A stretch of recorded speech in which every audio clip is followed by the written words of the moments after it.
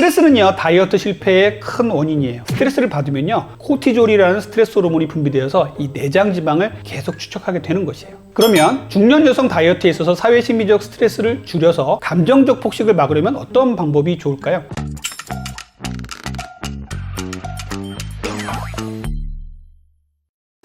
안녕하세요.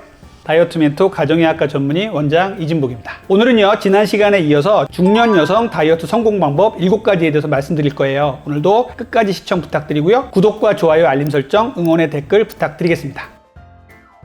가장 중요한 중년 여성 다이어트 치료 방법은요, 정제 탄수화물을 끊지 않는 겁니다. 중년 여성분들 중에는요, 빵순이, 떡순이가 참 많습니다. 중년 여성은요, 이 다른 음식보다 흰밥, 떡, 빵으로 살찌는 경우가 정말 많죠. 흰밥, 빵, 떡, 면, 과자, 액상과당, 갈거나 지분된 과일들, 이런 것들 다 정제된 탄수화물이거든요. 제가 정말 귀가 따갑게 말씀드린 이 정제된 탄수화물은요, 적당히 줄이는 게 아니라 아예 다이어트 할 때는 끊어버린다, 이렇게 생각을 해 주셨으면 좋겠습니다. 정제란 말은 잘 갈아냈다는 뜻이죠. 통밀이나 현미가 아니라 잘 갈아낸 밀가루, 쌀가루 등은요, 입에서 정말 살살 녹고 맛있지만 비만을 일으키는 원인이 됩니다. 이 정제된 탄수화물은요, 식이섬유가 다 파괴되어서 위장에 들어가면 아주 빠르게 혈중에 흡수가 되죠. 이렇게 빠르게 혈중에 흡수가 되면요, 포도당 농도가 혈관 내에서 엄청나게 올라가기 때문에 우리의 췌장에서는요, 인슐린이 대량으로 분비되게 됩니다. 이렇게 분비된 인슐린은요, 우리 몸의 지방을 차곡차곡 내장 지방으로 축적을 하게 됩니다. 중년 여성의 다이어트에 있어서 정제 탄수화물의 금지는 그 어떤 원칙보다도 중요합니다. 자, 혈당 스파이크에 대해서 잠시 말씀드릴게요. 정제된 탄수화물을 먹으면 혈당이 급격히 치솟아 올라갔다가 뚝 떨어지죠. 이렇게 혈당이 올라갔다가 뚝 떨어지는 현상을 혈당 스파이크라고 얘기하는데요. 이렇게 뚝 떨어질 때 우리는 상대적인 이 반응성 저혈당을 겪게 되면서 또 정제된 탄수화물을 먹게 되는 거예요. 그래서 혈당 스파이크를 주의하라는 말씀을 계속 드리고 있는 것입니다. 그래서 정제된 탄수화물을 줄여서 혈당 스파이크를 줄이자, 이것이 제1번 중년 여성 다이어트의 치료 방법이라고 하겠습니다. 두 번째 중년 여성 다이어트 치료 방법은요, 양질의 단백질을 섭취하자는 거예요. 중년 여성에 있어서 근육은요, 우리 몸에 어떤 것보다도 중요합니다. 근육이 있어서 지방을 태울 수 있고요, 운동 효과를 더 낼 수도 있고, 먹어도 지방으로 안 가고 근육으로 갈 수 있는 거예요. 또한 근육이 있어야 부상을 방지해주고 건강한 중년 노년을 맞을 수가 있습니다. 그런데 최근 근육이 부족한 비만, 이 마른 비만 환자분들이 정말 급격히 늘어나고 있어요. 근육의 원천은요, 단백질 섭취와 운동이에요. 양질의 단백질을 충분히 섭취하는 것은요, 중년 여성 다이어트에서 정말 중요합니다. 닭가슴살, 계란, 생선의 흰살, 수육의 고기 부분 같은 동물성 단백질과 노가당두유, 두부 등의 콩류, 아몬드, 시금치, 버섯 등의 식물성 단백질을 골고루 충분히 드셔야 됩니다. 단백질 먹는 방법 다시 한번 말씀드리면요, kg당 1g 내외입니다. 60kg 정도의 환자분이시라면 60g을 먹는 거죠. 운동량이 많거나 나이가 많을수록요, kg당 1.5g까지 늘릴 수 있어요. 60kg 환자는요, 90g까지 먹을 수 있다는 것이죠. 이것을 한 번에 다 먹고 뒤에 안 먹느냐, 이게 아니라 하루에 3번을 나누어서 60g이라면 20, 20, 20 하루에 3번을 나눠서 먹는다, 이렇게 생각하시면 좋겠고요. 동물성 단백질, 식물성 단백질을 골고루 드셔야 돼요. 식물성 단백질 2, 동물성 단백질을 1로 해서 드시는 것이 가장 좋습니다. 자, 세 번째 중년 여성 다이어트의 치료 방법은요, 심리적 안정, 스트레스 관리예요. 스트레스는요, 다이어트 실패의 큰 원인이에요. 중년 여성은요, 가족, 사회적으로 스트레스가 많은 시기예요. 스트레스를 받으면요, 우리 몸은 이 스트레스를 위기 상황으로 인식하고 지방을 축적하기 시작합니다. 스트레스는요, 정신적이건 육체적이건 간에 진화의 과정에서 지방을 축적함으로써 향후 다가올 위기와 기아에 대해서 대비하려는 본능적인 산물이에요. 현대 사회에서는 이 추위나 기아에 그렇게 대비하지 않아도 되는데 우리 몸은요, 구석기 몸 그대로란 말이죠. 그렇기 때문에 스트레스를 받으면요, 코티졸이라는 스트레스 호르몬이 분비되어서 이 내장 지방을 계속 축적하게 되는 것이에요. 그러면 중년 여성 다이어트에 있어서 사회 심리적 스트레스를 줄여서 감정적 폭식을 막으려면 어떤 방법이 좋을까요? 첫 번째, 자신의 감정의 인식과 감정을 표현하는 훈련이 좀 필요해요. 우리 한국인들은요, 감정을 억누르거나 언어로 표현하는 능력이 좀 부족하다고 하죠. 그래서 감정을 억누르지 말고 언어로 표현하거나 글을 쓰는 일기를 좀 꾸준하게 하는 게 중요해요. 특히 폭식 전후의 감정 기록을 통해서요, 어떤 스트레스 상황에서 폭식이 일어나는지를 감정 일기로 한번 써보는 거 정말 중요합니다. 예를 들어서 오늘 직장에서 무시당한 기분이 들었는데 그 이후에 달콤한 음식을 먹었어. 이처럼 트리거되는 감정과 행동을 한번 찾아보는 이런 연습을 하는 것입니다. 두 번째는요, 사회적 유대관계를 유지하는 것이에요. 중년 이후에는요, 자녀의 독립, 그리고 자신의 퇴직 등으로 외로움이 증가하는 시기예요. 이때 폭식의 위험이 많이 올라갑니다. 친구들과의 모임, 취미 모임, 운동 그룹의 참여 등은요, 도파민과 옥시토신을 자연스럽게 증가시켜서 스트레스를 완화합니다. 남성보다 특히 여성분들은요, 사회적 유대가 스트레스를 억제하는 데 큰 도움을 줄 수 있어요. 이 부분 꼭 기억해 주시길 바랍니다.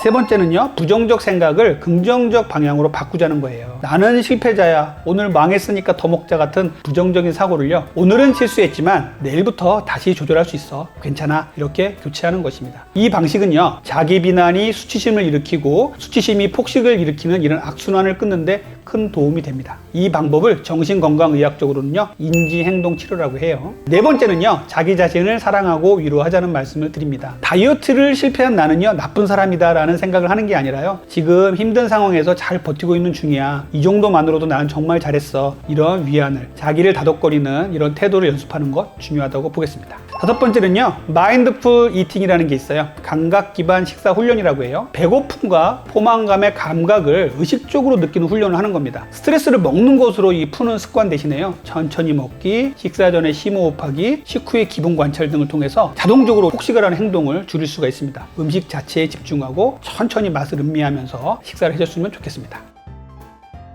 네 번째 중년 여성 다이어트 치료 방법은요, 당 독소 다이어트를 하자는 것이에요. 당 독소는요, 당과 아미노산, 당과 지방이 만나서 만드는 최종 당화 산물로 우리 몸 세포에 덕지덕지 달라붙어서 끝까지 분해되지 않고 우리 몸을 노화로 이끌고 질병을 만들고 다이어트를 방해하는 녀석이에요. 당 독소는요, 굽거나 튀긴 음식에 상당히 많습니다. 그래서 굽거나 튀긴 음식보다는요, 삶거나 데친 음식이 상당히 좋은 것입니다. 직화국 이런 것들 피하시고요, 샤브샤브나 수육 같은 거로 드시면서 당 독소를 좀 적게 만드는 음식을 만드는 습관, 음식을 섭취하는 습관을 기르자, 이런 말씀을 좀 드리겠습니다. 다섯 번째는요, 간헐적 단식이에요. 간헐적 단식은 우리 현대인들의 망가진 대사를 되돌리는 아주 좋은 다이어트 방법이고, 또 건강을 증진시키고 노화를 방지하는 습관입니다. 간헐적 단식의 기본 원리는요, 해가 지면 먹는 것을 멈추고 자고요, 해가 뜨면 먹고 일하자는 겁니다. 그래서 12대 12부터 시작하셔서 12시간을 굶어야 비로소 간헐적 단식이 시작되고 지방이 타기 시작합니다. 그래서 이 12시간을 굶는 것부터 시작을 하시고요, 12시간이 성공하시면요, 14시간을 굶는 14대 10, 그리고 16시간을 굶는 16대 8까지 한번 해보는 거예요. 너무 무리하지 마시고요, 자기의 상황에 맞게 이렇게 하시는 것이